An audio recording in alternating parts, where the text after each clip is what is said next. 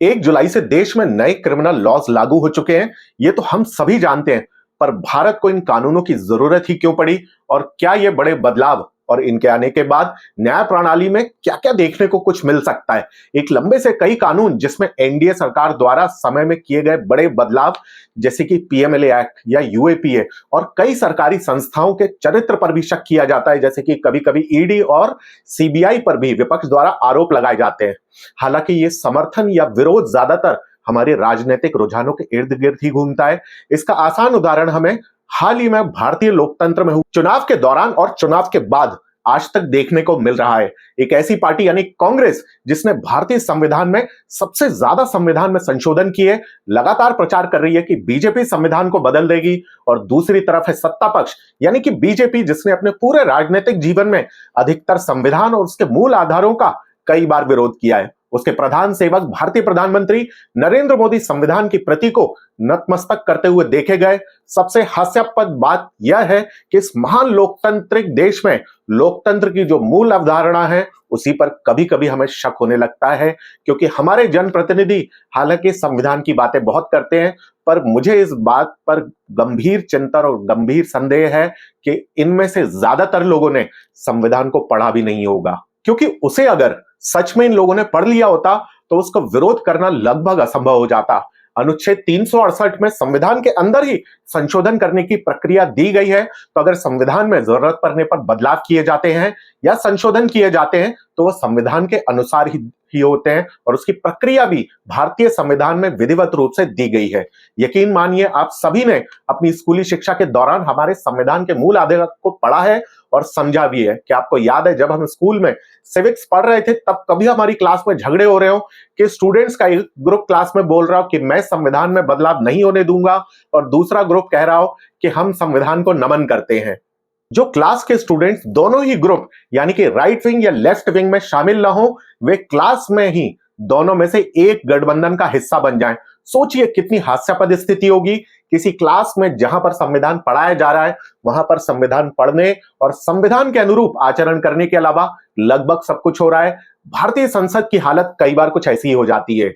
अगर सोचिए कल आपका बच्चा स्कूल से घर आकर कहे कि मैं संविधान को बचाऊंगा, तो आपको कैसा लगेगा? अरे भैया, इन सभी नेताओं का मूल काम संविधान के अनुसार चलना है। इसके लिए इन्हें संविधान को पढ़ना जरूर होगा, और यह मूल जिम्मेदारी तो हमारी भी है कि आगे बढ़ने की कोशिश में कहीं हमारा खून ठंडा ना हो जाए, क्योंकि राजनीतिक और सामाजिक रूप से हम में से हर भारतीय की कोई जिम्मेदारी जरूर है। अगर आज हमारे नेताजी महान सुभाष चंद्र बोस जिंदा होते, तो उन्होंने ये नहीं कहा होता कि तुम मुझे खून दो, मैं तुम्हें आजादी दूंगा। उन्होंने कहा होता कि तुम मुझे अपने बच्चे दे दो, मैं उन्हें ज्ञान दे दूंगा। तो आज हम बात करेंगे इन नए क्रिमिनल लॉज की, क्योंकि भारतीय नागरिक होने के नाते हमारी जिम्मेदारी बनती है कि मूल बदलावों को जरूर जाने, और उसकी वजह से होने वाले जो बड़े बदलाव हमारे समाज में या न्याय प्रणाली में आ सकते हैं, उनके बारे में भी जरूर चिंतन करें। नमस्कार साथियों, मैं हूं आपका होस्ट रजत सिंह, आपके अपने चैनल शोर के लिए।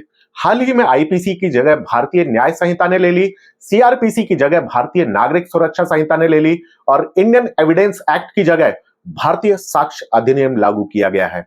इन नए कानूनों में कुछ सकारात्मक खूबियां भी हैं, लेकिन इनसे कोई बड़ा बदलाव होता हुआ हमें नहीं दिखाई देगा।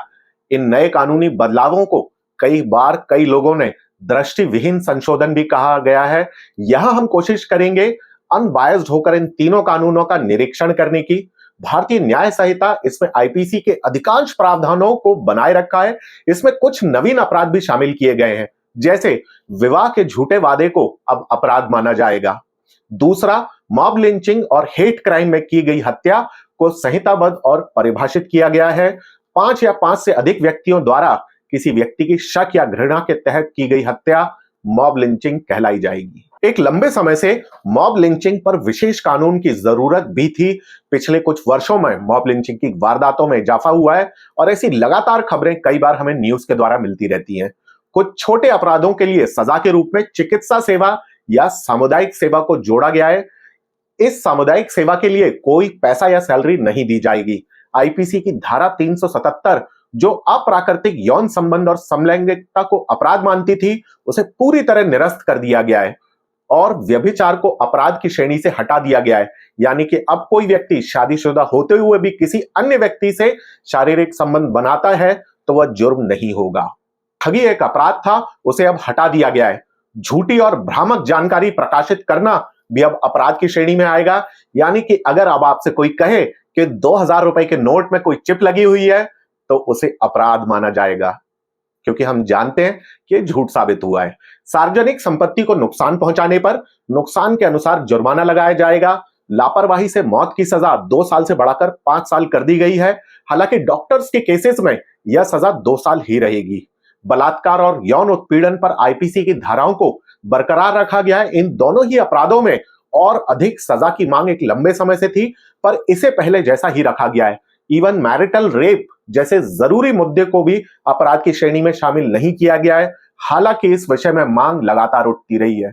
इंडियन एविडेंस एक्ट की जगह भारतीय साक्ष्य अधिनियम ने ले ली है। इसमें इलेक्ट्रॉनिक रिकॉर्ड्स को कानूनी दस्तावेजों के समान ही कानूनी दर्जा दिया गया है।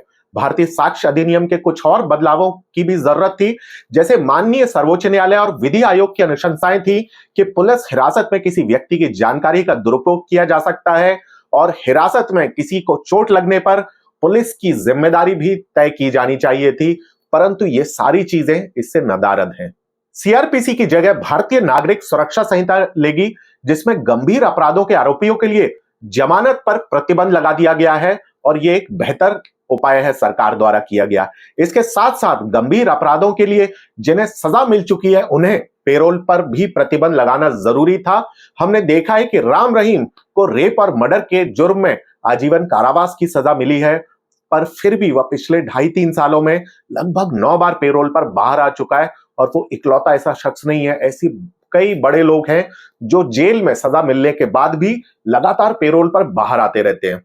पुलिस जब भी तलाशी लेगी, इसमें यह भी प्रावधान किया गया है, उसे अब तलाशी के साथ की ऑडियो और वीडियो रिकॉर्डिंग करनी पड़ेगी और उसे कोर्ट के सामने पेश भी करना पड़ेगा। 7 वर्ष की कैद वाले दंडनीय अपराधों के लिए फॉरेंसिक जांच अब अनिवार्य हो जाएगी। संपत्ति जब्त करने की शक्ति का विस्तार किया गया है।